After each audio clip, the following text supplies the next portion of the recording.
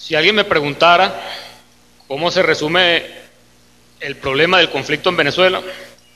yo diría que el problema del conflicto en Venezuela, que es el problema del conflicto a nivel internacional, está condensado en este libro azul. Este es el origen del problema, porque en este libro azul que ustedes ven acá, se concentra en esta obra las aspiraciones y la evolución del sentir colectivo, no solamente de un pueblo al nuestro, sino la conciencia colectiva de la humanidad, y es la piedra de tranca para el expansionismo anglosajón de los próximos 200 años. Lo que les voy a hablar acá son simplemente hechos y eventos históricos correlacionados que normalmente, a la vista de la gente, no tiene de repente ningún sentido, pero que cuando los ordenamos y los ubicamos y le damos a su justa medida, nos damos cuenta de que, muy parecido a los que han visto la película Matrix, a nosotros nos presentan ante el mundo una realidad que es virtual, porque la realidad es el sentir colectivo, es esa evolución que está viviendo la humanidad, y no tengo la menor duda, después de vivir estos 3 años, 4 años de experiencia, de haber vivido como ustedes también, pero ya en la Secretaría, lo que fue el golpe de Estado del mes de abril, de que la sociedad venezolana va a un proceso de evolución, no solamente desde el punto de vista político, económico, social, sino es un proceso de evolución espiritual también. Y no tengo por qué decir lo contrario, pero es mi modo de creer, de pensar, de que aquellos que están con el proceso son los que van a evolucionar, y son los que están evolucionando.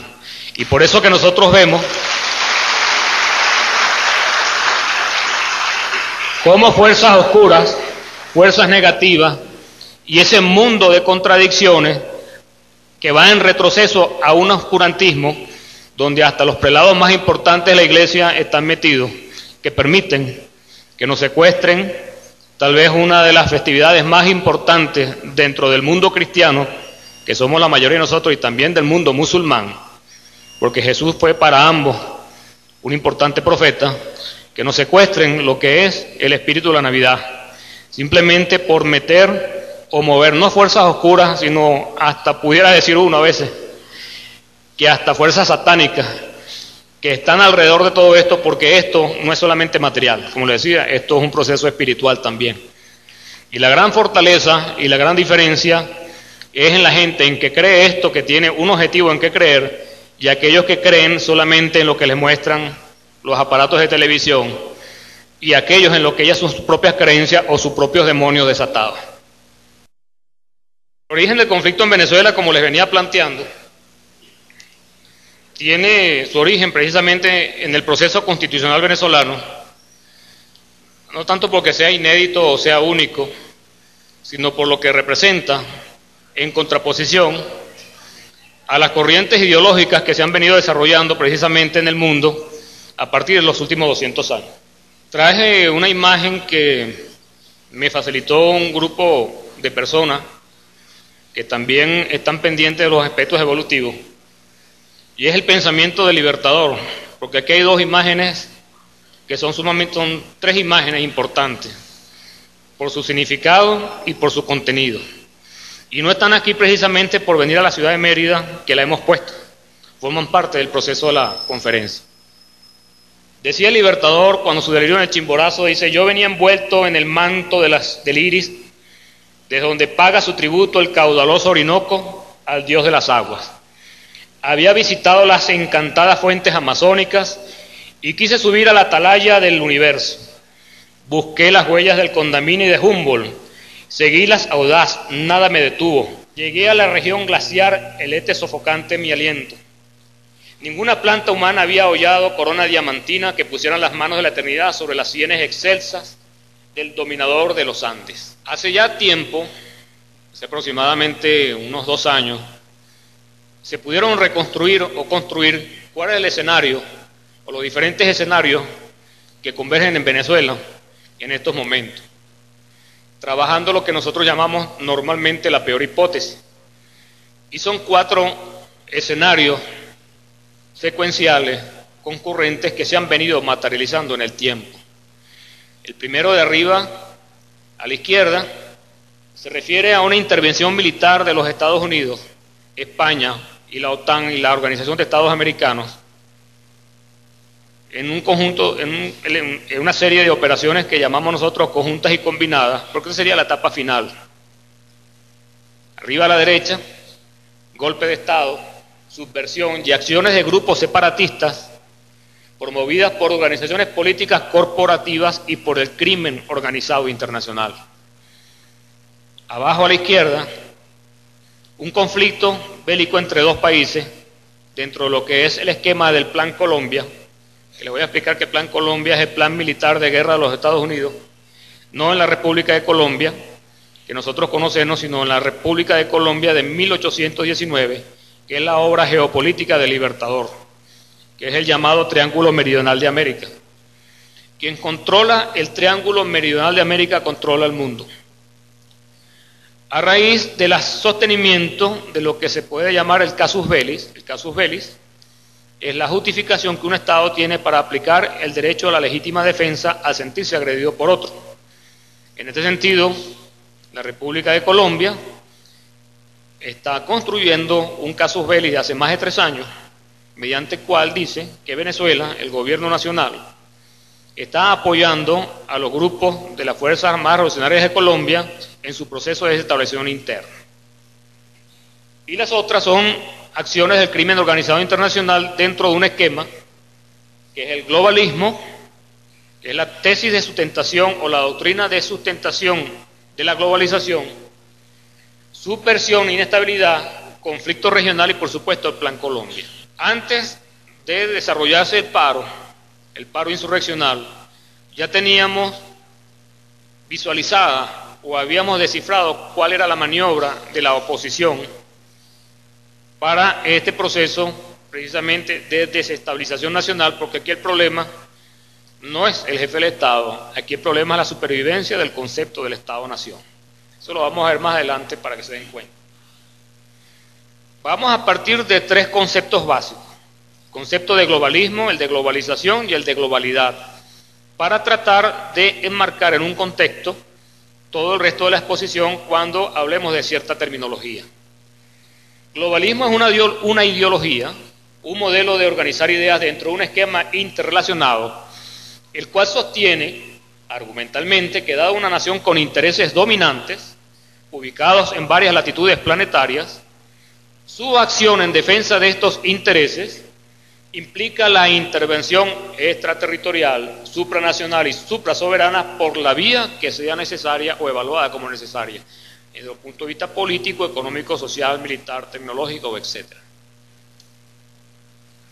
La globalización, si bien se enmarca dentro del esquema económico y financiero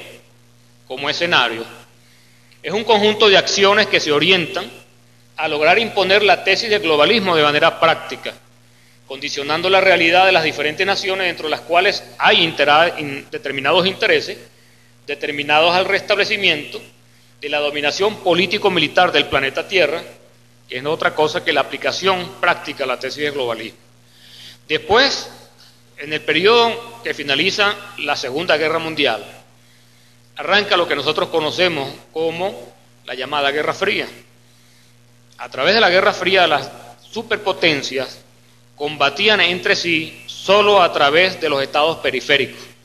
Y en muy raras ocasiones, o contadas ocasiones, ellas intervenían directamente, a menos que afectara lo que se denomina intereses vitales. Finalizada la era de la confrontación este-oeste, o la era de la Guerra Fría, esta es sustituida por un nuevo escenario de confrontación, que es la guerra en caliente o la globalización. En este sentido, en este escenario, las superpotencias van directamente hacia donde se encuentran sus intereses vitales para apoderarse y adueñarse de ellos dentro de este esquema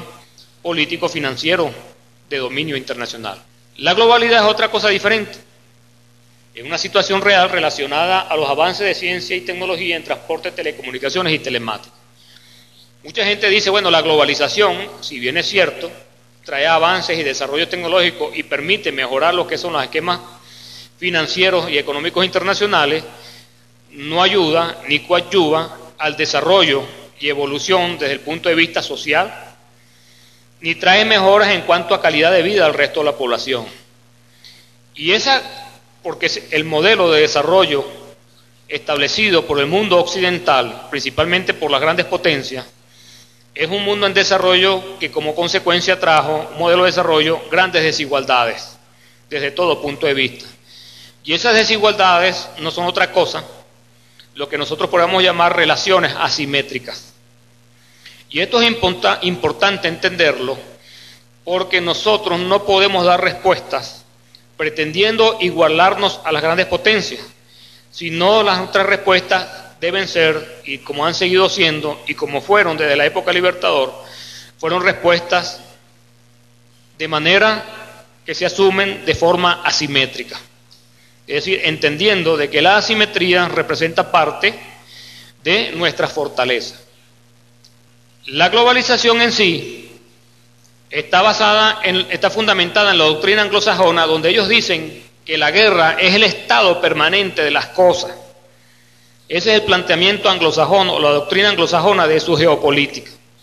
Y que esta guerra, igual que el camaleón, se comporta adquiriendo diferentes facetas,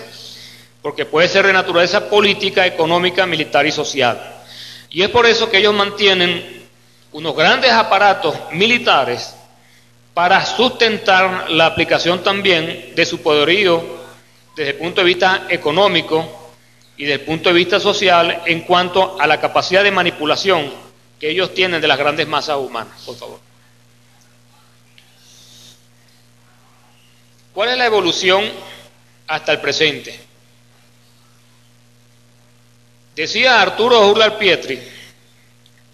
que el proceso en sí se inicia, proceso de transformación de la humanidad, en el tercer viaje de Colón, con el descubrimiento, la llegada a Macuro. Y un documento que Cristóbal Colón le hace a la reina Isabel la Católica, donde hace más o menos una descripción del modelo de sociedad que va a conseguir en estas Indias, como ellos llamaban, Indias occidentales, que eran los modelos de organizarse de naturaleza netamente comunitaria, porque esa fue la forma de organización de nuestras comunidades indígenas. Eso sirvió para que grandes pensadores como Tomás Moro comenzaran a pensar en el sueño de una sociedad utópica. De ahí viene el nombre de una importante obra de este señor, que es la obra Utopía. Y va a servir también de base y modelo de sustentación de doctrinas políticas que vendrían con el tiempo, precisamente en el proceso de evolución del pensamiento de la humanidad. La Revolución de Estados Unidos en 1776, la Revolución Francesa en 1789 con la llamada Convención, y la propia Revolución Industrial es posible y se da solamente con el descubrimiento, vamos a decir lo que llamamos, no el descubrimiento de América, el encuentro de dos mundos o el encuentro con una civilización que fuera de los modelos de desarrollo o los patrones que ellos tenían, yo no dudo en pensar que era una sociedades avanzadas por cuanto vivían en perfecta armonía con sus medio ambiente y con sus creencias como sociedad. De ahí vendrían procesos de evolución que darían origen también a grandes importantes corrientes de pensamiento, a la llamada democracia liberal, a los gobiernos republicanos, a las monarquías constitucionales que hoy en día resultan un anacronismo. Pensar que el jefe de Estado de un país es jefe de Estado por derecho divino. Y es por eso que el Libertador siempre se opuso a la tesis monárquica o imperialista, y por eso siempre respaldó la tesis de Estado nacional bajo el concepto de una república.